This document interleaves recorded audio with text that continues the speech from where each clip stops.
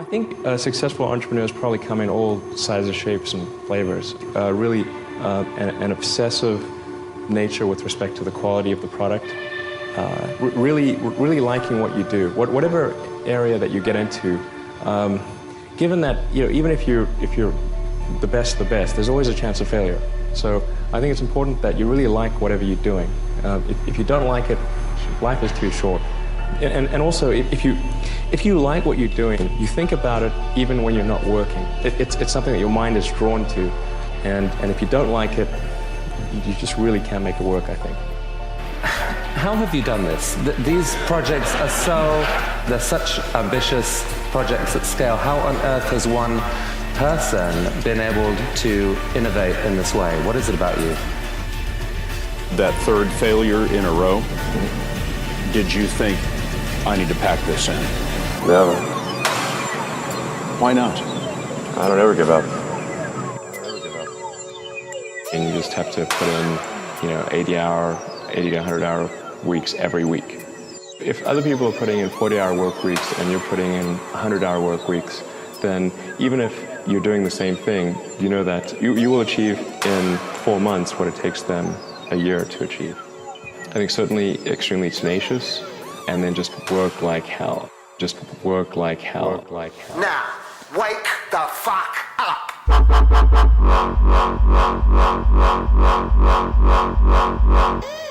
Work like hell. Fuck.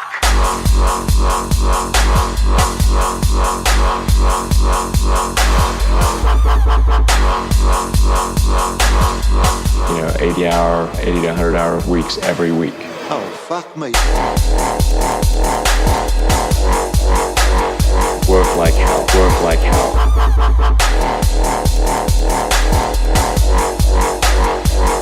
Work like hell every week.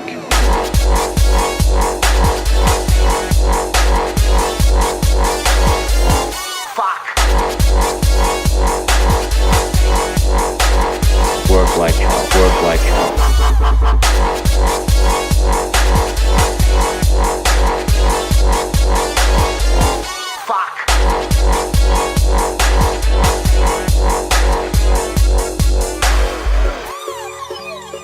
My theory is that you have an ability to think at a system level of design that pull together design, technology, and business into one package, synthesize it in a way that very few people can, and this is a critical thing, feel so damn confident in that click-together package that you take crazy risks. You bet your fortune on it, and you seem to have done that multiple times. I do think there's a good framework for thinking is physics, the sort of first principles reasoning.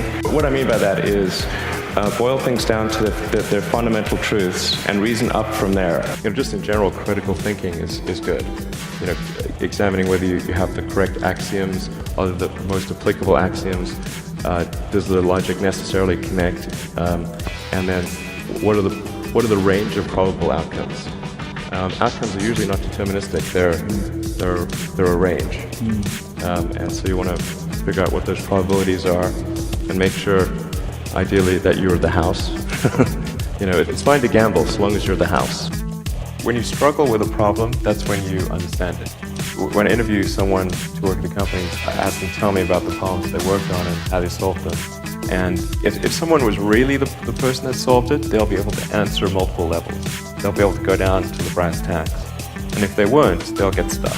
And then you can say, oh, this person was not really the person who solved it, because anyone who struggled hard with a problem never forgets it. Certainly being focused on something that you're confident will have high value to someone else, because people tend to, a natural human tendency is wishful thinking. Mm-hmm. So a challenge for entrepreneurs is to say, well, what's the difference between really believing in your ideals and sticking to them versus pursuing some unrealistic dream that doesn't actually have merit? Can you tell the difference between those two things? So you need to be sort of very rigorous in your self-analysis. Really pay attention to negative feedback and solicit it, particularly from friends. Starting a business, I'd say, number one is have a high pain threshold. That's it. There's a friend of mine who's got a good saying, which is that starting a company is like eating glass and staring into the abyss.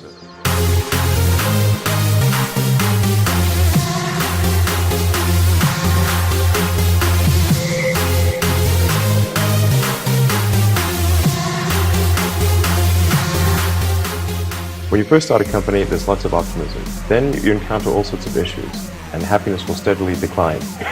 And then you'll go through a whole world of hurt. And then eventually, if you succeed, then after a long time, you will finally get back to happiness.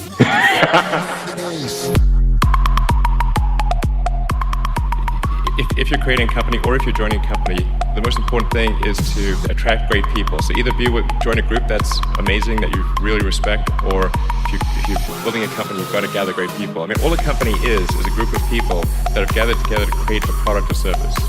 And so depending upon how talented and hardworking that group is, and the degree to which they are focused cohesively in a good direction, that will determine the success of the company.